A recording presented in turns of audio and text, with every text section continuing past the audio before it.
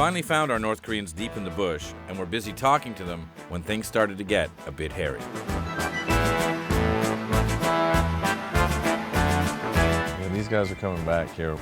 The dude with the crowbar is coming back. 찍지 말라요. 찍지 말라요. 아니, 저 직장에 나서 우리를 찍는데. 더 쉬워져. 굴쳐야 된다. He says, what is that, your off switch? 서표로, 트랙터 서표로. 이대 삐기대 이거. He says, I use it for fixing tractors. 서표로. I like the fish more and more. He took the crowbar from him and said, what is that, your off switch? And 2 North Koreans came back. Now they're giving Mr. Kim shit. And they're quite angry. So we're probably going to have to get out of here. 브라타니 기초적 하나 벌 적당 떠났다는 자체가 우리한테는 안 되니까 절대 우리한테는 성립이 안 되는 일이니까. And so, oh shit, here comes another truck. Now we're surrounded. They've got a truck up there. They've got a truck behind here. What did he say? He said he came to tell us that he doesn't want us filming anymore, and he's come to block the road. Really?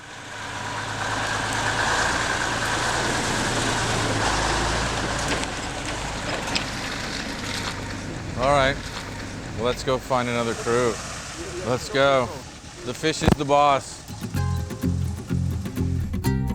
As the fish took us further into the forest on these rutted dirt tracks, the atmosphere in the truck got a little bit goofy because of the lunacy that was being played out in the oddest game of low-grade cat and mouse I've ever seen. Ask him how we get home. We're in a high-speed car chase at 5 miles an hour through the wilds of Siberia. They're stopping, we go to try to pass them, and then they speed up.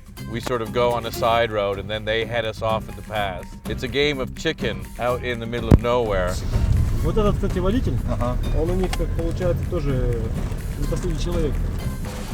За мной уже контроль будет жесточайший. черный список. Да. Ну я в черном списке уже очень давно.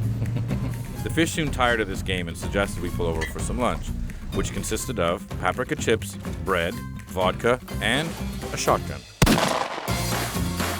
Чуть выше. Cowboy.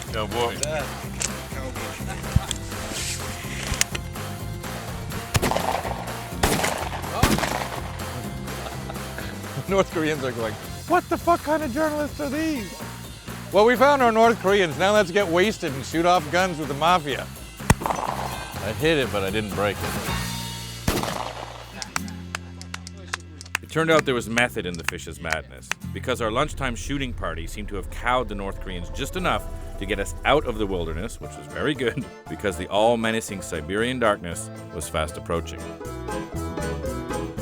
When we finally got to town, they, of course, were waiting for us. And the North Korean security dude just showed up and he won't leave us alone. And he's just standing there trying to look at our passports and trying to see all of our stuff. He's trying to be scary. Запоминаете? And when we got on the train and said our teary goodbyes to the fish, we realized that half the one-car train was our crew and the other half were North Koreans. That was the captain of the camp. Correct. So we locked ourselves into our compartment and spent the night backing up our hard drives and hiding all of our footage, which turned out to be wise because we were met back in Tinda by the FSB, the local militia, the North Koreans, and some plainclothes detectives who promptly detained us. So they asked us a lot of questions and they kept asking us about the pipeline. Are you here to shoot the pipeline? Are you here to shoot the pipeline? We don't know anything about a pipeline. We're here to shoot North Koreans.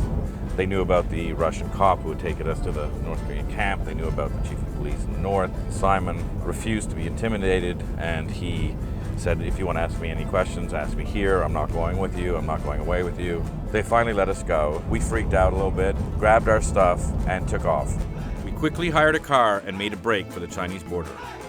When we finally got to the border, we realized that part of the reason for all this panic and fear on the North Korean and Russian side was that Kim Jong-il, who almost never leaves North Korea, had secretly come to the same place we were, the Amur region of Russia, coincidentally at the exact same time we were there, to hold talks with President Medvedev about more trade and labor agreements between the two countries. So, this means that while we were there, the great leader was selling even more of his people off so he could make even more money, so he could make more weapons, so he could extort more food and aid and supplies from America and Japan, who he's technically still at war with.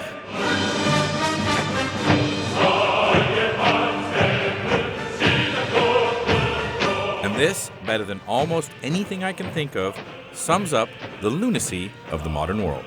Thank you, and good night.